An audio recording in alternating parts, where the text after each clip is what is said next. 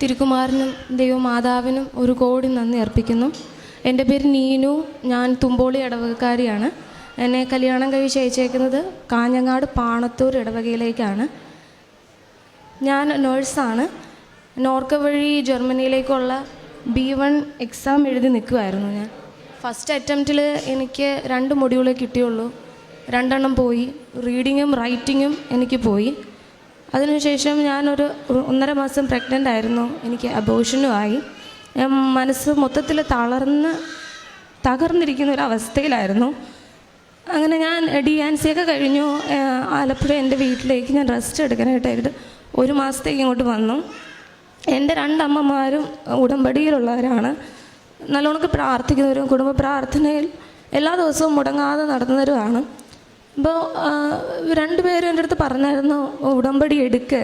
പക്ഷേ എനിക്ക് അത്രയ്ക്കും കോൺഫിഡൻസ് ഇല്ലായിരുന്നു. കാര്യം വെച്ചാൽ എനിക്ക് കുറച്ച് ദൈവഭയം കൂടുതലാണ്.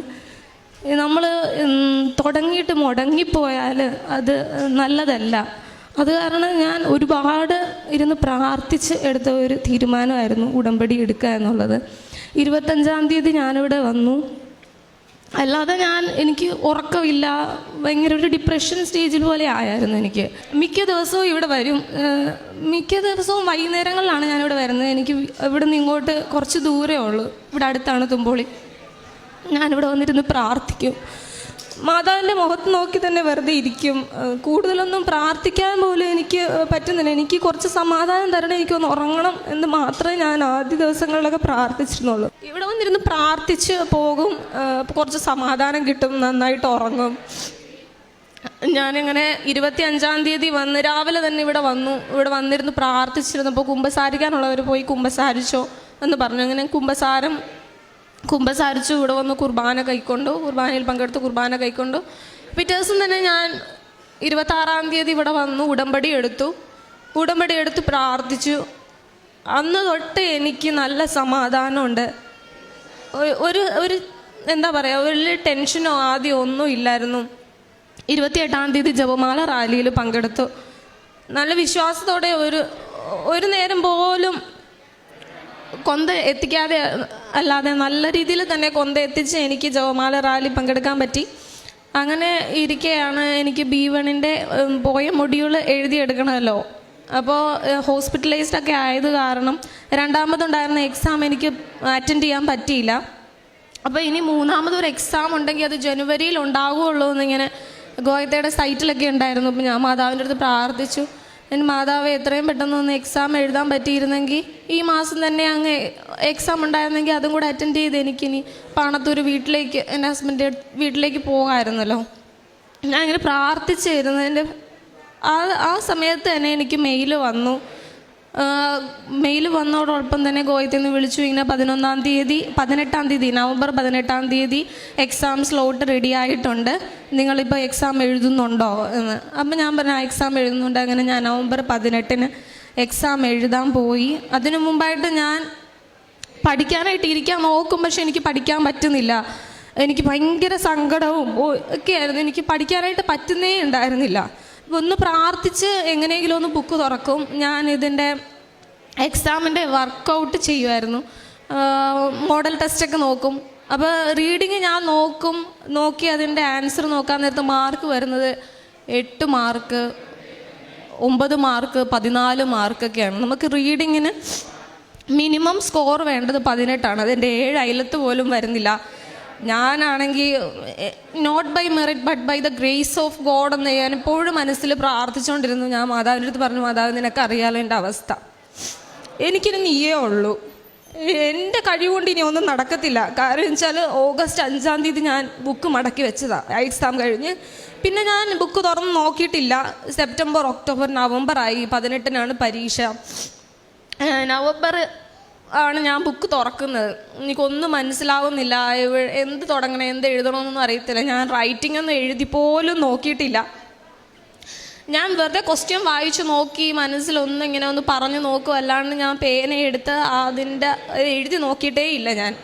ഞാൻ മാതാവിൻ്റെ അടുത്ത് പ്രാർത്ഥിച്ചു. എക്സാമിൻ്റെ ദിവസവും അല്ലാതെ എല്ലാ ദിവസവും ഞാൻ പള്ളിയിൽ പോയിരുന്നു പ്രാർത്ഥിക്കും. കൂടുതലൊന്നും ഞാൻ പറയത്തില്ല. എല്ലാം മാതാവിനറിയാലോ, എൻ്റെ അവസ്ഥ എല്ലാം അറിയാവുന്ന ആളാണല്ലോ. മാതാവ് തക്ക സമയത്ത് എനിക്ക് അവിടെ ഉണ്ടാകുമെന്ന് എനിക്ക് നല്ല ഉറപ്പുണ്ടായിരുന്നു. അതുപോലെ തന്നെ ഞാൻ എക്സാമിന് പോയി. കാശ് രൂപവും തൈലവും കൊണ്ടാണ് ഞാൻ പോയത്. എക്സാം എഴുതി. റീഡിങ് എനിക്കറിയത്തില്ല, എന്തൊക്കെയോ എഴുതിയെല്ലാം വെച്ചു.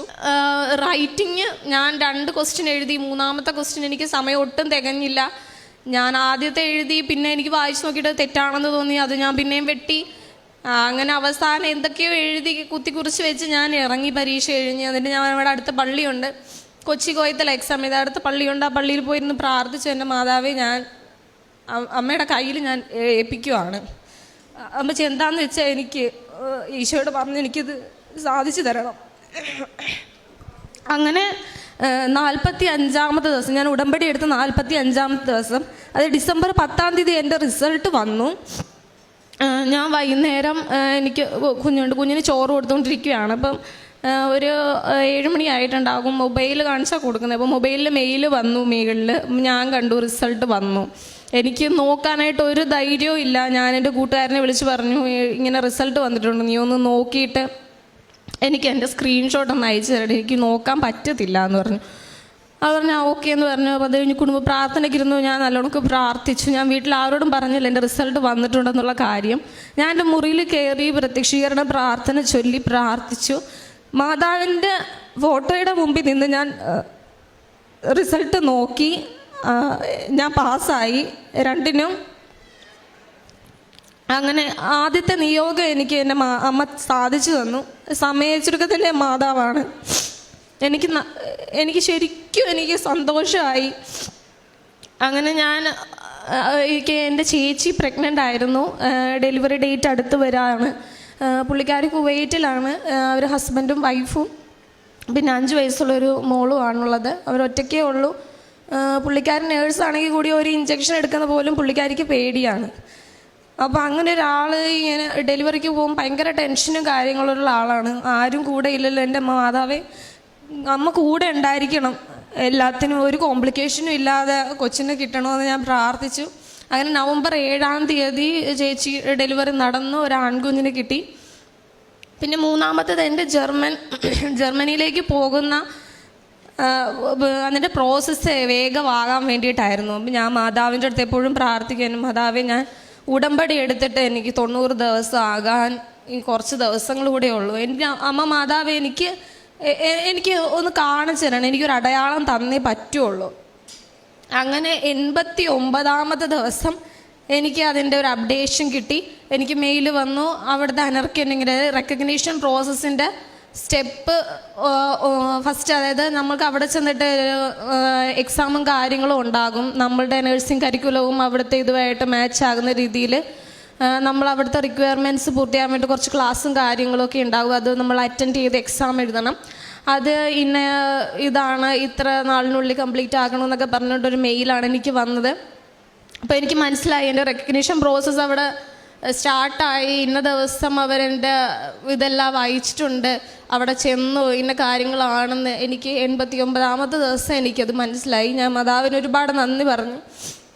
അതുപോലെ തന്നെ അത് കഴിഞ്ഞിട്ട് എനിക്ക് ഫെബ്രുവരി 22-ന് എനിക്ക് വർക്ക് പെർമിറ്റ് വന്നു. വർക്ക് പെർമിറ്റ് വന്നതിന് ശേഷം മാർച്ച് 6-ാം തീയതി വിസയ്ക്ക് അപ്പോയിൻമെൻറ്റ് വന്നു. വിസ അപ്പോയിൻമെൻറ്റ് കഴിഞ്ഞു. എനിക്ക് ഈ മാർച്ച് 27-ാം തീയതി ടിക്കറ്റ് വന്നു. എനിക്ക് ഈ ഞായറാഴ്ച തിങ്കളാഴ്ച രാവിലെ, അതായത് ഈ 8-ാം തീയതി 4:30-യുടെ ഫ്ലൈറ്റിന് ഞാൻ ജർമ്മനിക്ക് പോവുകയാണ്. എനിക്ക് ഇത്രയും കാര്യങ്ങൾ ഇത്രയും സമയത്തിനുള്ളിൽ എനിക്ക് സാധിച്ചു തന്നതിൻ്റെ അമ്മ മാതാവിനും തിരുക്കുമാറിനും ഞാൻ 1000 നന്ദി പറയുകയാണ്. ഞാൻ പത്രം എല്ലാ മാസങ്ങളിലും ഞാൻ വാങ്ങിച്ചു കൊടുക്കാറുണ്ടായിരുന്നു. ഈ മാർച്ച് മാസത്തെ എനിക്ക് പറ്റിയില്ല. ബാക്കി എല്ലാ മാസങ്ങളിലും ഈ ഓരോ മാസവും ഞാൻ നാട്ടിൽ വരുന്നുണ്ടായിരുന്നു. വരുമ്പോഴും ഒക്കെ ഞാനിവിടെ വന്ന് പ്രാർത്ഥിക്കും. ഇരുന്ന് പ്രാർത്ഥിച്ചിട്ട് ഞാൻ പോകാറുള്ളൂ. എനിക്ക് തോന്നുമ്പോൾ ഞാൻ ബസ് കയറി വൈകുന്നേരം 6 മണിയാണെങ്കിലും അവിടെ നിന്ന് കയറി ഇവിടെ വന്നിരുന്ന് ഒരു കിട്ടുന്ന സമയത്ത് ഞാൻ എത്ര നേരത്തെ വരുന്നോ അതിനനുസരിച്ച് ഒരു ഇരുട്ടുന്ന സമയമാകുമ്പോൾ പോകുമല്ലോ. അപ്പോൾ ഒരു സമ്പൂർണ്ണ ജപമാല പറ്റുന്ന സമയത്തൊക്കെ സമ്പൂർണ്ണ ജപമാല ചൊല്ലും, അല്ലെങ്കിൽ ഒരു ജപമാലാണെങ്കിൽ ജപമാല ചൊല്ലും, കുരിശിൻ്റെ വഴി എത്തിക്കും. അങ്ങനെയൊക്കെ ഇരുന്നിട്ടാണ് ഞാൻ പോവാറ്. അപ്പോൾ അങ്ങനെ പ്രേക്ഷിത പ്രവർത്തനമായിട്ട് ഞാൻ എൻ്റെ ഈ പത്രങ്ങൾ കാഞ്ഞങ്ങാട് എൻ്റെ ഇടവക പള്ളിയിലും എൻ്റെ അയൽവക്കങ്ങളിലും അതുപോലെ തന്നെ റോഡിലുമൊക്കെ നടന്ന് കൊടുത്തിട്ടുണ്ട്. അപ്പോൾ ഒരു അപ്പച്ചൻ എന്നെ കണ്ടിട്ട് ചോദിച്ചിട്ടുണ്ട്, നീ ഇവിടുത്തെ എന്താ പറയുക, നീ ഇവിടുത്തെ ആളാണല്ലേ? അപ്പം ഞാൻ പറഞ്ഞു, ഞാനും ഇവിടുത്തെ ആളാ. ചിലരിങ്ങനെ പുച്ഛത്തോടെ ചോദിക്കും ഓരോ കാര്യങ്ങൾ, അങ്ങനെയൊക്കെ നേരിടേണ്ടി വന്നിട്ടുണ്ട്, അങ്ങനെ പല സാഹചര്യങ്ങളും. അതുപോലെ തന്നെ രോഗീ സന്ദർശനം നടത്തിയിട്ടുണ്ട്. എന്നെക്കൊണ്ട് കഴിയുന്ന വിധത്തിൽ ഞാൻ രോഗികളെ ശുശ്രൂഷിക്കാൻ നോക്കിയിട്ടുണ്ട്. കുടുംബ പ്രാർത്ഥനയും അല്ലാതെ സ്വയം പ്രാർത്ഥനകളിലും ബൈബിൾ വായിക്കുന്നതിനും ഞാൻ സമയം പറ്റുന്നത് പോലെ ഞാൻ കണ്ടെത്തിയിട്ടുണ്ട്. ഇതുപോലെ എല്ലാ കാരുണ്യ പ്രവർത്തികളെല്ലാം ചെയ്തിട്ടുണ്ട്. എനിക്ക് തന്ന എല്ലാ അനുഗ്രഹങ്ങൾക്കും കൃപകൾക്കും ദൈവകുമാരനും മാതാവിനും ഞാൻ 1 കോടി നന്ദി അർപ്പിക്കുന്നു. പരിശുദ്ധ അമ്മയുടെ മധ്യസ്ഥതയിൽ മകൾ തനിക്ക് പുറത്തേക്ക് പോകാനുള്ള സാഹചര്യങ്ങളെ ഒരു പ്രാർത്ഥനാ അനുഭവമായിട്ട് എങ്ങനെയാണ് ഉടമ്പടിയിൽ മാറിയത് എന്നുള്ളതാണ് ഇപ്പോൾ സാക്ഷ്യപ്പെടുത്തിയത്. അപ്പം എല്ലാം ഇതിപ്പം വളരെ അടുത്തതായതുകൊണ്ട് തന്നെ ജീവിതത്തിലൊരു ഇങ്ങനൊരു ബുദ്ധിമുട്ടുണ്ടായ സമയത്ത് ഇവിടെ വന്ന് പ്രാർത്ഥിച്ച് മാതാവിനോട് മധ്യസ്ഥം യാചിച്ച് കരകയറി എന്നുള്ളതാണ്. അതിനാണ് ഈ ഒരു സാക്ഷ്യം ഏറ്റവും പ്രധാനപ്പെട്ടത്. മാതാവ് നൽകിയ പ്രത്യാശയുടെ ഉടമ്പടിയിൽ കാര്യങ്ങളൊക്കെ വ്യക്തമായിട്ട് ചെയ്യാൻ ശ്രമിച്ചു എന്നുള്ളതും നമ്മൾ സാക്ഷ്യത്തിൽ വ്യക്തമാക്കുന്നുണ്ട്. സമയത്തിൻ്റെ തികവിൽ അവൾ ആഗ്രഹിക്കുന്നത് പോലെ, മകൾ ആഗ്രഹിക്കുന്ന പോലെ കാര്യങ്ങൾ ക്രമീകരിക്കപ്പെടുവാനായിട്ട് ഉടമ്പടി സഹായിച്ചു എന്നുള്ളതും അതിനുവേണ്ടി വ്യക്തമായിട്ട് ഉടമ്പടിയിൽ വിശ്വസ്തയോടെ പാലിച്ചു നിന്നു എന്നുള്ളതാണ് സാക്ഷ്യം. അപ്പം തൻ്റെ ഇപ്പോൾ ഒരുപാട് ചെറുപ്പക്കാരായിട്ടുള്ളവരിവിടെ സാക്ഷ്യം പറയുമ്പോഴും അവിടെയൊക്കെ ജീവിതത്തിൽ ഇതുപോലെ വ്യക്തമായിട്ടൊരു ദൈവാനുഭവം വളരെ വ്യക്തമായിട്ട് ലഭിക്കുവാനായിട്ട് ഈ പ്രാർത്ഥന സഹായിക്കുന്നു എന്നുള്ളത് വളരെ അതുതന്നെ ഒരു ദൈവത്തിൻ്റെ സാന്നിധ്യം ഇതിനോടൊപ്പം സഞ്ചരിക്കുന്നുണ്ട് എന്നുള്ളതും അമ്മ ഈ കാര്യത്തെ വളരെ ഗൗരവമായിട്ട് കാണുന്നുള്ളതും വളരെ വ്യക്തമാണ്. കാരണം നമ്മൾ ഈ പ്രാർത്ഥനയും നമ്മുടെ പ്രവർത്തനവും തമ്മിൽ ഉണ്ടാകുന്ന അന്തരംഗം ഈ ഉടമ്പടി വളരെ ചുരുക്കുന്നുണ്ട്. കാരണം ഇതിലെപ്പോഴും അച്ഛനെപ്പോഴും ഓർമ്മപ്പെടുത്താറുണ്ട്, ഇത് കുറച്ച് സമയം പ്രാർത്ഥനയും ബാക്കിയുള്ളതെല്ലാം നിങ്ങൾ ആയിരിക്കുന്നിടങ്ങളിൽ നിങ്ങൾ ചെയ്യാനുള്ള പ്രവർത്തനങ്ങളുമാണ്. ഇത് ആ ഒരു പ്രാർത്ഥനാ ശൈലി ഉടമ്പടിയിലുണ്ടായ ഒരു പുതിയ അത്ഭുത ശൈലിയല്ല. കർത്താവ് ജീവിതത്തിൽ എന്താണോ ചെയ്തത് അതാണ് ഏറ്റവും വലിയ മാതൃക. അതിലും വലുതായിട്ടുള്ളൊരു മാതൃകയും നമുക്കില്ല. ദൈവം തൻ്റെ കർമ്മപദത്തിൽ രാവിലെ തൊട്ട് വൈകുന്നേരം വരെ ചെയ്ത നന്മപ്രവർത്തനങ്ങൾ ചെയ്ത് സമയത്തിൽ വിജനസ്ഥലത്ത് പോയി ഒറ്റയ്ക്ക് പ്രാർത്ഥിച്ച് ഇത് തന്നെയാണ് അപ്പോസ്തലന്മാർ ചെയ്യുന്നത്. ഇപ്പോൾ നമ്മൾ ബൈബിളിൽ വായിക്കുന്നത് തീക്ഷ്ണത നിറഞ്ഞ് കർത്താവിന് വേണ്ടി ഇറങ്ങിത്തിരിക്കുക എന്നുള്ളതാണ്. അല്ലാതെ ഒരു മുറിയിലിരുന്ന് പ്രാർത്ഥിച്ച് ദൈവരാജ്യം സ്ഥാപിക്കുന്ന ഒരു ശൈലി കർത്താവ് സ്വപ്നം കാണുകയോ അത് ശിഷ്യന്മാരെ ഏൽപ്പിക്കുകയോ ചെയ്തില്ല. അങ്ങനെ ഇറങ്ങിത്തിരിക്കലിൻ്റെ സുവിശേഷം തന്നെയാണ് ഉടമ്പടി. അപ്പം ഇങ്ങനെ ഇറങ്ങിത്തിരിക്കുവാൻ അനേകം പേർ തയ്യാറാകുമ്പോൾ കർത്താവ് സുവിശേഷത്തിൽ പറയണത് പോലെ നിങ്ങൾ ചെയ്യുന്ന പ്രവർത്തനങ്ങൾ സത്യമാണെന്ന് നിങ്ങൾ വിശ്വസിക്കേണ്ടതിന് കർത്താവ് അടയാളങ്ങളിലൂടെ അത് സ്ഥിരീകരിക്കും. ആ അടയാളങ്ങളാണ് ഇവിടെ ആളുകൾ വന്ന് സാക്ഷ്യമായിട്ട് പറയുന്നത്. അപ്പോൾ വിശ്വസ്തയോടെ ദൈവസ്നേഹത്തോടെ ചെയ്യുന്നവരോടൊപ്പം അടയാളങ്ങൾ ഉണ്ടായിരിക്കും എന്നുള്ള വചനത്തിൻ്റെ സ്ഥിരീകരണമാണ് ഇവിടെ ഓരോ ദിവസവും പറയുന്ന എത്രയോരോ സാക്ഷ്യങ്ങൾ. ഒരു വർഷം ഏകദേശം 8,000-ഓളം സാക്ഷ്യങ്ങൾ ജാതിമത ഭേദമന്യേ ഇവിടെ വന്ന് പറയുന്നുണ്ടെങ്കിൽ അതിനോടൊപ്പം ദൈവം സഞ്ചരിക്കുന്നുണ്ടെന്ന് ഒരുപക്ഷെ കേൾക്കുന്ന നമ്മൾ വിശ്വസിച്ചാലും ഇല്ലെങ്കിലും അതിനൊരു പ്രശ്നമില്ല. പക്ഷേ ഇവിടെ നിന്ന് പറയുന്ന വ്യക്തിയെ സംബന്ധിച്ചിടത്തോളം അവർക്ക് ആരുമില്ലാഞ്ഞ സമയത്ത് ദൈവം തുണയായതും അനുഭവമായതുമാണ് സാക്ഷ്യം. ഏറെ പ്രത്യേകിച്ച് ഈ മകൾക്ക് പരിശുദ്ധ അമ്മ വഴി ലഭിച്ച എല്ലാ അനുഭവങ്ങൾക്കും നമുക്ക് കരങ്ങളടിച്ച് ദൈവത്തിൻ്റെ നാമം മഹത്വം. അത്യപൂർവ ദൈവാനുഭവങ്ങൾ ഇനി നിങ്ങൾക്കും സ്വന്തം. ഈ യൂട്യൂബ് ചാനൽ ഇതുവരെ സബ്സ്ക്രൈബ് ചെയ്തിട്ടില്ലെങ്കിൽ ഇപ്പോൾ തന്നെ സബ്സ്ക്രൈബ് ചെയ്യുക. ഈ വീഡിയോ ഇപ്പോൾ തന്നെ നിങ്ങളുടെ സുഹൃത്തുക്കൾക്ക് ഷെയർ ചെയ്തുകൊണ്ട് കർത്താവിൻ്റെ പ്രേക്ഷിതരാകുക.